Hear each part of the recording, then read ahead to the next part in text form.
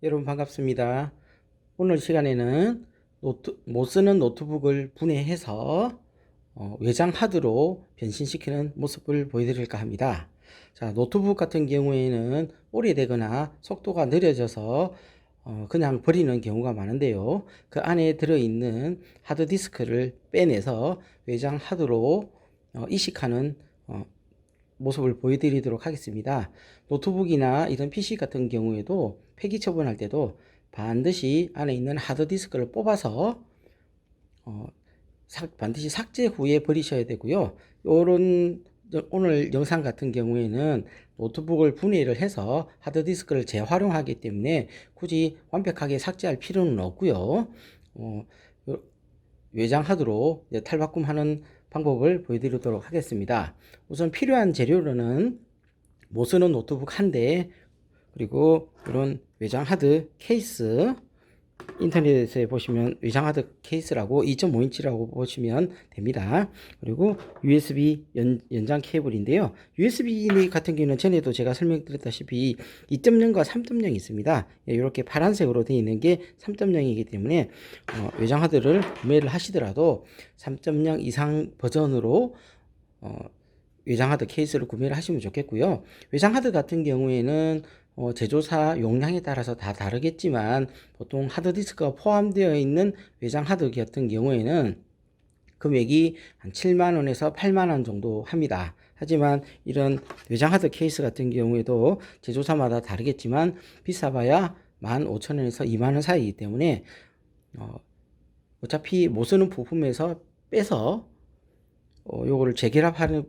방식이기 때문에 크게 비용에도 부담이 가지를 않고, 그리고 하드디스크를 빼서 쓸 수 있기 때문에 개인정보 유출도 막을 수 있는 것 같아서 일석이조인 것 같습니다. 지금부터 못 쓰는 노트북을 분해를 하도록 하겠습니다. 자, 제조사마다 다 다르지만 분해를 하는 방법이 다 다르고요. 메인보드 기판을 다 드러내야 되는 그런 노트북도 있기 때문에 분해하는 방법은 다 다르고, 오늘 보일 제품은 삼성 제품입니다. 자, 삼성 제품이고요. 자, 이렇게 못 쓰는 노트북이 준비가 되어 있습니다. 자, 일단은 노트북에 보이는 나사를 다 풀어야 되겠죠? 예, 자, 나사를 좀 빠른 속도로 풀어 보도록 하겠습니다.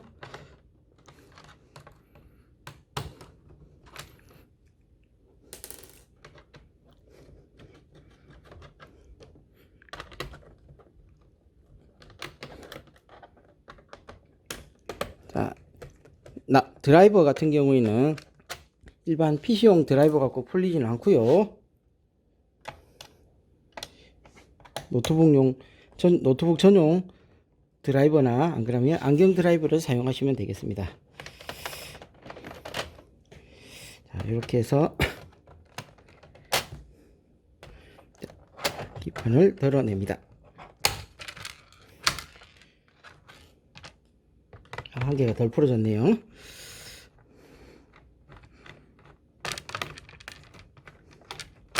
자, 이렇게 노트북을 덜어냅니다.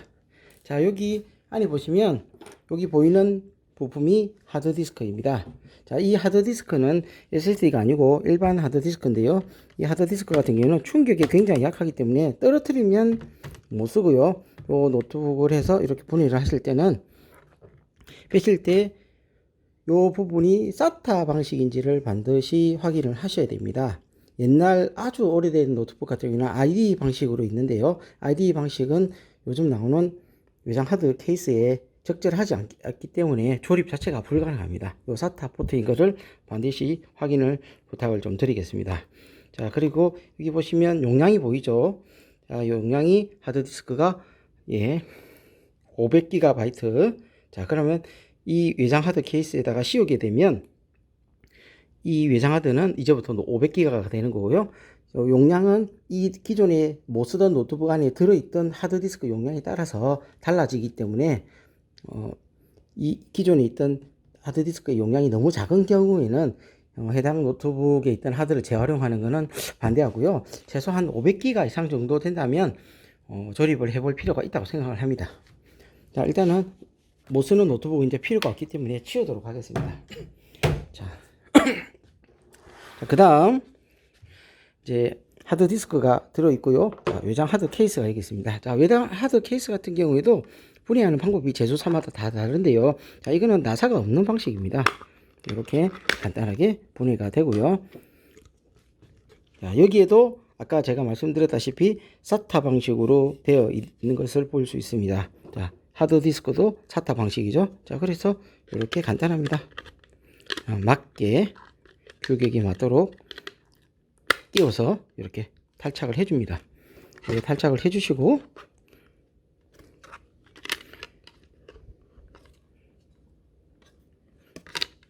원래대로 맞도록 이렇게 장착을 해주시면 이걸로 조립이 완료가 됐습니다. 이 외장 하드 같은 경우에도 충격이 케이스 같은 경우에도 충격이 약하기 때문에 이것도 충격을 조심을 하셔야 되고요.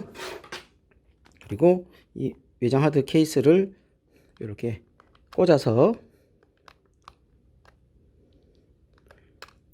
이렇게 해서 PC에다가 꽂으시면 이게 완성된 외장 하드가 되겠습니다.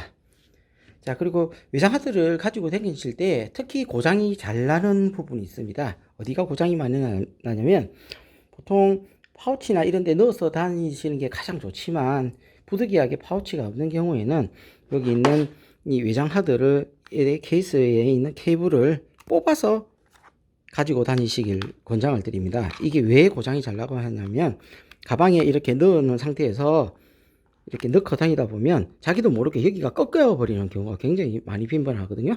그래서 여기 꺾여 버리면 안에 있는 인터페이스가 불량이 나기 때문에 케이블을 교체를 해도 사용을 못하는 경우가 있고요. 그리고 급할 때 안에 있는 데이터를 열어봐야 되는데 못 열어보는 경우가 생기기 때문에 반드시 이동을 하실 때는 케이블을 제거해서 사용하시기를 권장을 드리겠습니다. 자, 그러면 기존에 있던 외장 하드에 있던 내용을 확인을 하고 PC에서 어떻게 다시 인식이 되는지를 보여드리도록 하겠습니다. 자, 아까 하드디스크 외장 하드로 조립이 완료되었습니다. 자, 지금 제 업무용 PC를 보고 계신데요.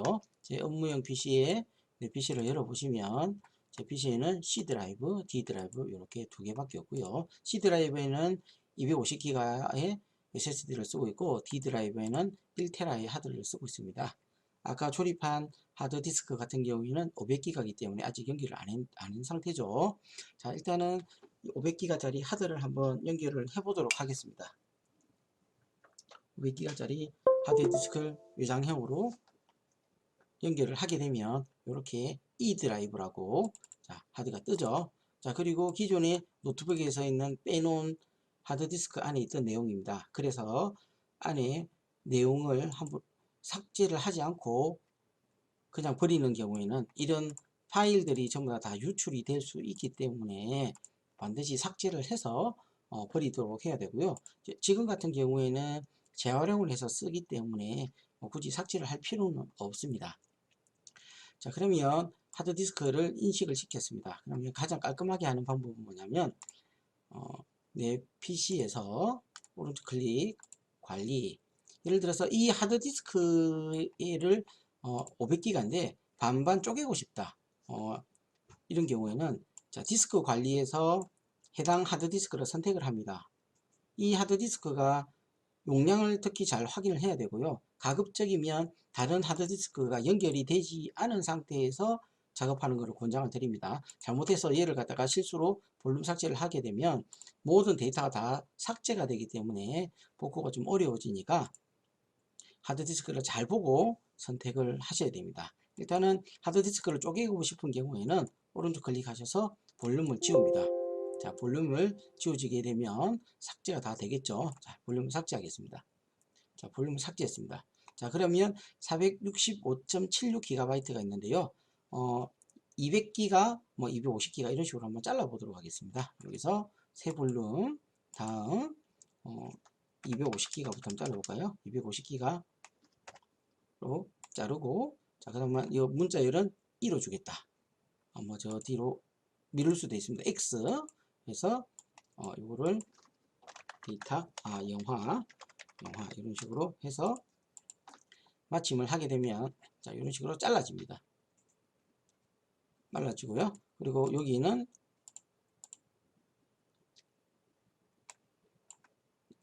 E 드라이브 말고 뭐 Y 드라이브를 하겠다. 뭐 이렇게 뭐 mp3를 하고 싶으면 mp3 이런 식으로 볼륨을 선택을 하게 되면 하드디스크가 두 개로 파티션이 풀리게 됐습니다. 하드가 한 개인데 논리적으로 두 개가 된 거죠. 그 다음 확인을 해 보시면 내 PC에서 이렇게 두 개가 뜬 것을 알 수 있고요. 물론 이쪽으로 파일도 복사가 가능합니다. 아무거나 복사를 한번 해볼까요? 복사를 해서 이렇게 파일이 옮겨지죠. 자, 근데 외장 하드 같은 경우에는 하드를 잘라서 쓰는 것도 좋지만 용량이 큰 경우에는 그렇게 해주시는 걸 권장을 하고요.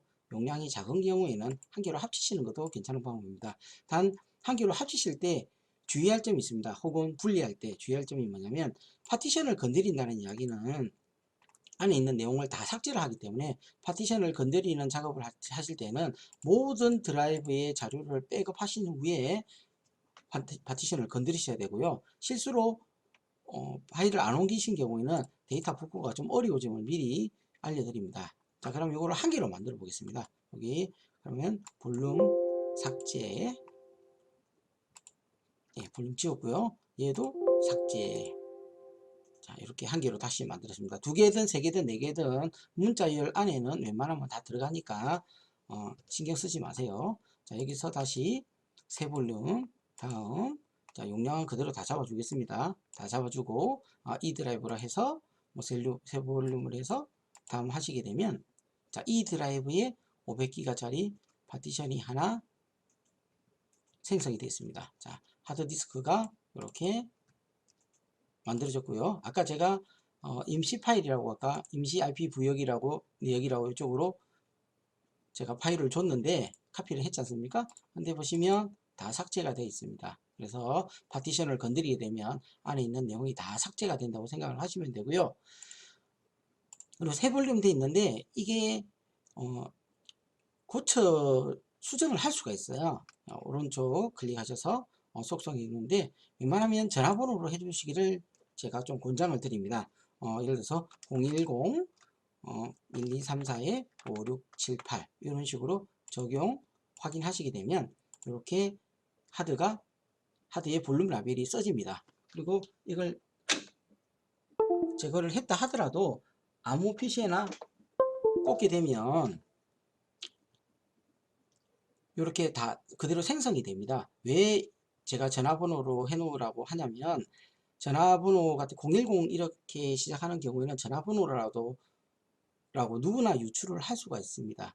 그래서 혹여나 외장 하드를 분실을 하셨을 때 크게 두 부류의 사람으로 나뉘집니다. 비양심적인 사람과 양심적인 사람으로 나뉘게 돼 있죠. 뭐 비양심적인 사람이 발견을 한 경우에는 뭐 어쩔 수는 없어요. 그거는 분실한 거는 자기 잘못이니까. 그러면 이제 좀 골치가 아파지고요. 양심적인 사람인 경우에는 계속 전화를 해줍니다. 전화를 해주고 안에 있는 내용을 열어보는 경우도 있겠지만 그래도 자기 연락처가 뚜렷하게 남아있기 때문에 양심적인 사람이 발견했으면 가장 좋겠죠. 그러면 전화 받으면 이제 외장 하드를 그대로 습득을 할 수가 있겠지만 가급적이면 안 잃어버리는 게 좋겠죠. 예, 이렇게 외장 하드를 아까 재활용해서 쓴 외장 하드를 쓰는 방법을 알려드렸습니다. 자, 오늘 영상은 여기까지 하도록 하겠습니다.